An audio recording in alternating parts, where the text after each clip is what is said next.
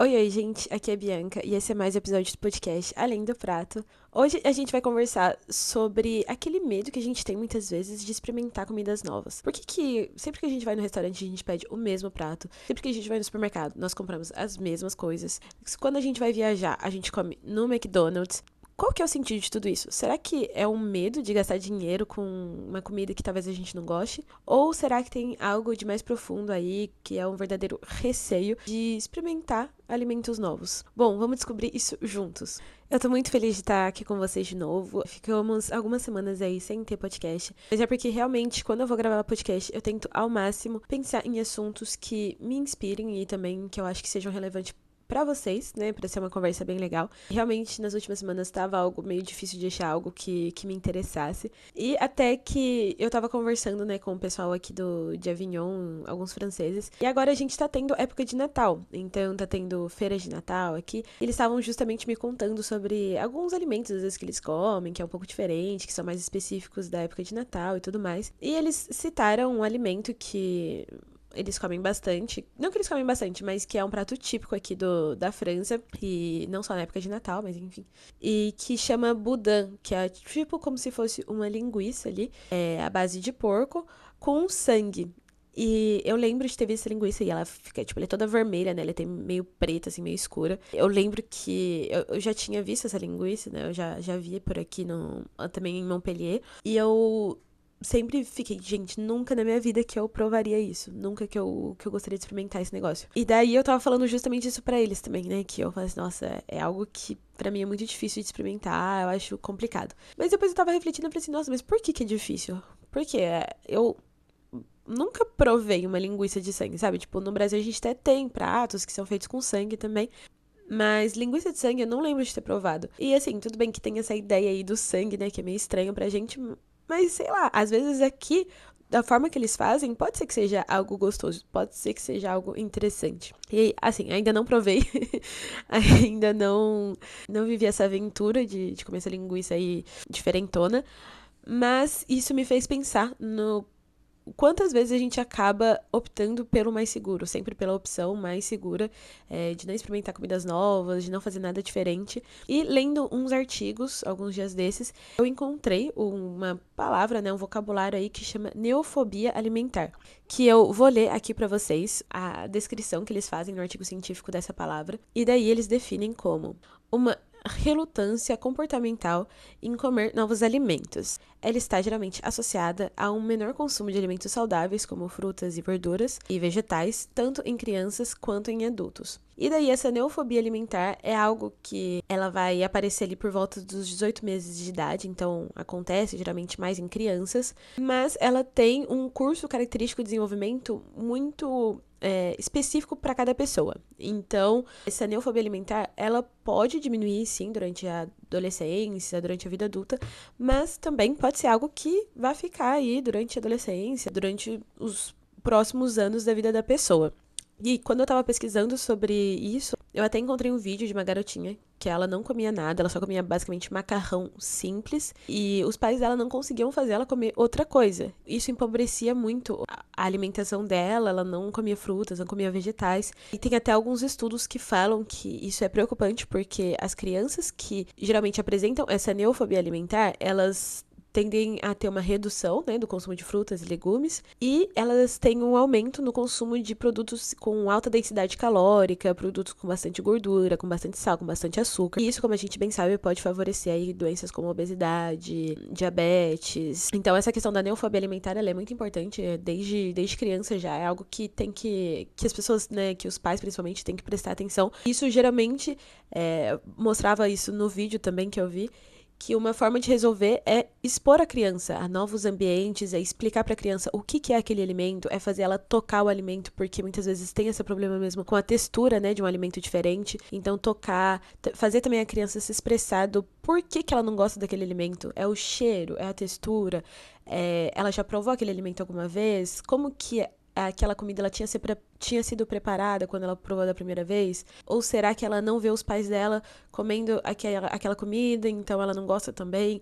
Quais são os motivos? E para isso, realmente você precisa que a criança, né, ela fale, ela comunique, ela desenhe. Então, isso é algo que é a ser trabalhado, né, desde a infância. Mas é lógico que aqui a gente vai falar um pouquinho mais sobre essa neofobia alimentar mais para adolescentes, jovens, adultos, porque isso é algo que continua. Então, tem até alguns estudos que falam que em adultos, essa recusa em experimentar alimentos novos geralmente está ligada a fatores sensoriais e emocionais. Então, muitas vezes tem esse sentimento de nojo, né, por um alimento novo, por um alimento diferente. Isso é muito forte para os adultos, de nojo, de repulsa, a textura não é agradável. Então, tudo isso faz com que esses adultos eles se fechem e não tentem experimentar uma comida diferente.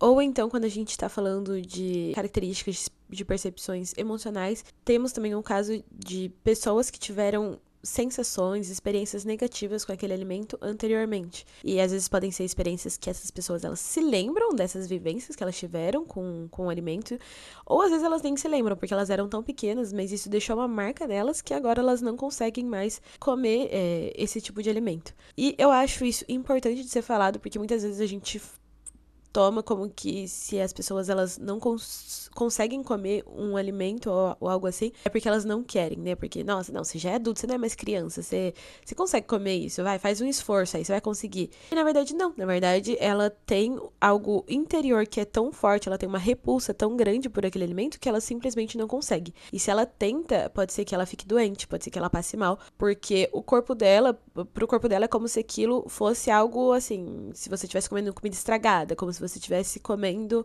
realmente algo que não é comível, sabe? Que você não poderia consumir esse tipo de produto. Então é importante a gente ter essa noção para que a gente possa também entender outras pessoas, porque como eu tenho comidas que eu não costumo muito comer, tem outras pessoas também que têm essa barreira com outros tipos de alimentos, e tá tudo bem, e tá tudo certo. Só que chega um momento também que essa barreira que a gente tem é mais uma barreira que a gente criou da nossa cabeça de tipo, eu quero ficar sempre na minha zona de conforto, então eu vou no restaurante, eu peço sempre o mesmo prato. Eu vou no supermercado, eu compro sempre exatamente os mesmos produtos, tipo, o mesmo iogurte, da mesma marca, do mesmo sabor, eu nunca mudo nada. E isso aí, eu acho que eu não sei se isso pode ser considerado, né, como uma neofobia alimentar, porque a gente tá falando mais de gostos próprios só, mas eu acho interessante a gente abordar isso aqui, porque nesse momento a gente também tem que parar pra pensar e falar assim, nossa, mas por que eu sempre pego a mesma coisa? Eu quero trazer um pouquinho isso, mas não trazendo como se isso fosse um problema, sabe? Tipo, não tem problema nenhum. Se você vai na pizzaria, você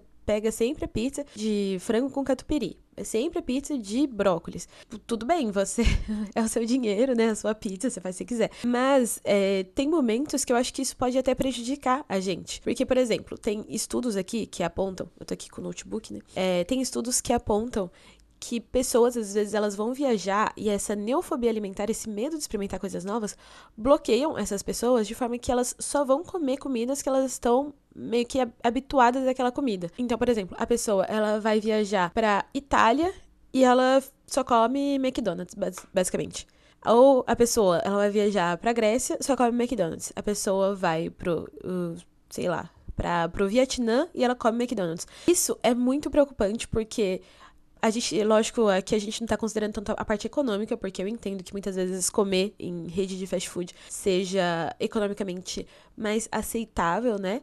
Do que ficar comendo em restaurante do país, porque às vezes é muito caro. E então acontece isso, mas não é normal, às vezes, eu acho, você viajar, fica, sei lá, uma semana no lugar e tudo que você comeu foi só lanche, foi pizza, foi, tipo, sabe, coisas meio básicas, assim, e você não experimentou a comida do local, porque é como se você perdesse realmente, você desprezasse uma parte da cultura daquele país, mesmo daquela cidade, né, imagina, você ir pra Minas e não experimentar o doce de leite, não experimentar o queijo deles, sabe, do jeito que eles fazem lá. Isso pra mim é você desprezar uma parte da cultura, porque como a gente conversa bastante aqui, a alimentação é uma forma de expressão, faz parte da cultura do país, porque cada lugar tem a sua forma de se expressar, de preparar aquele alimento. E quando a gente se fecha pra isso, a gente tá jogando fora ali, né? A gente tá deixando de conhecer uma parte também daquele país quando a gente fala da gastronomia. E eu acho importante a gente considerar tudo isso, porque é óbvio que, tudo bem, sempre se vai ter também limites, né? Tem lugares que realmente eles usam ingredientes que você fala, não, isso daí pra mim não dá por questões, às vezes, né, de filosofia, de valores, ou até mesmo porque você já comeu aquele ingrediente antes e você sabe que você não gosta, ou alergia, ou qualquer coisa assim. Então, ok. Mas muitas vezes eu acho que a gente acaba não comendo um produto só porque você fala, eu acho que eu não vou gostar, ou eu tenho medo de não gostar. E daí você fica sempre na mesma. E isso, eu tô falando aqui de viagem, mas isso acontece também no nosso dia a dia. Questão de, pô, as compras às vezes que a gente faz no supermercado são sempre as mesmas compras. A gente pega sempre os mesmos produtos. E por que que isso acontece, sabe? Eu acho que a gente meio que entra no automático, o nosso cérebro entra no automático de estar sempre tanto na nossa zona de conforto, que algumas vezes isso bloqueia a gente e faz com que a nossa visão ela seja fechada para todo tipo de produto diferente.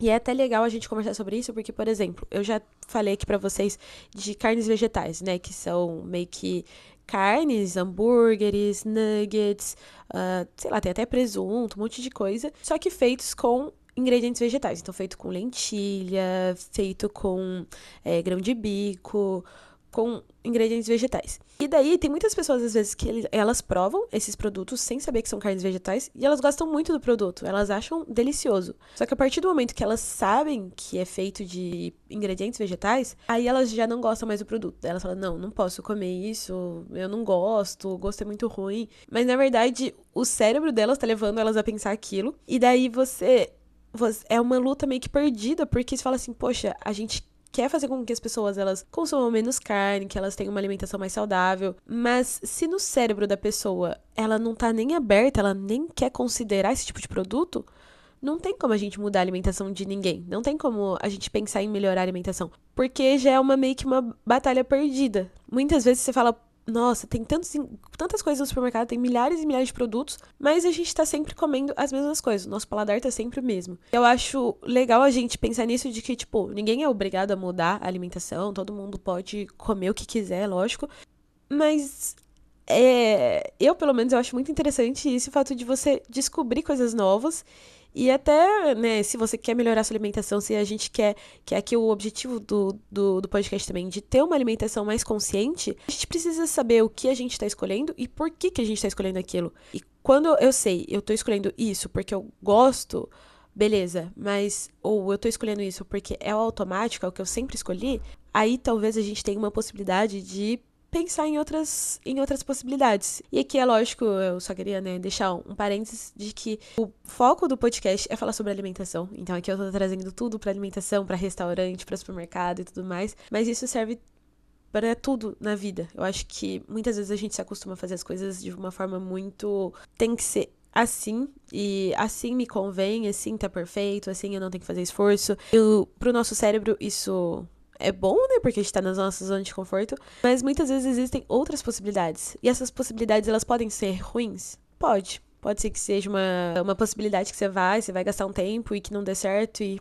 Sim, pode ser. Mas também pode ser algo legal. Pode ser que você descubra uma outra forma de, sei lá, quando a gente fala de corrida, né? Eu tô fazendo sempre o mesmo trajeto de corrida por aqui. Eu nunca tentei fazer um outro trajeto. Por quê? Porque eu tenho justamente esse medo de, tipo, nossa, eu vou sair pra correr, eu faço um trajeto que é ruim, eu não vou conseguir correr da forma que eu gostaria, vou perder tempo. Sim, isso pode acontecer. Mas também pode acontecer de eu achar um caminho aí super legal que me permita conhecer novos pontos da cidade, que me permita, sei lá, poder correr ali perto do rio. E aí? E eu tô perdendo essa oportunidade porque eu tô com esse medo de tentar coisas novas. Então, fechando parênteses, né? Eu acho que é importante a gente estar aberto a conhecer coisas novas, a tentar coisas novas, lógico, dentro dos nossos limites, dentro daquilo que a gente acha que faz sentido pra gente, pra que a nossa alimentação seja isso, ela seja uma alimentação consciente e pra que a gente possa evoluir também, que a gente não fique, sei lá, anos e anos sempre comendo a mesma coisa. Bom, eu espero que vocês tenham gostado da nossa conversa de hoje, que vocês tenham achado interessante. Não esqueçam de, né, deixar comentário, avaliar o podcast, mandar para outras pessoas, tudo isso é sempre muito importante, tanto para mim, quanto pra plataforma aqui, quanto também para outras pessoas aí que podem conhecer um pouquinho mais sobre esse assunto e podem participar aqui da nossa conversa. É isso, gente, eu vejo vocês no próximo episódio. Beijos!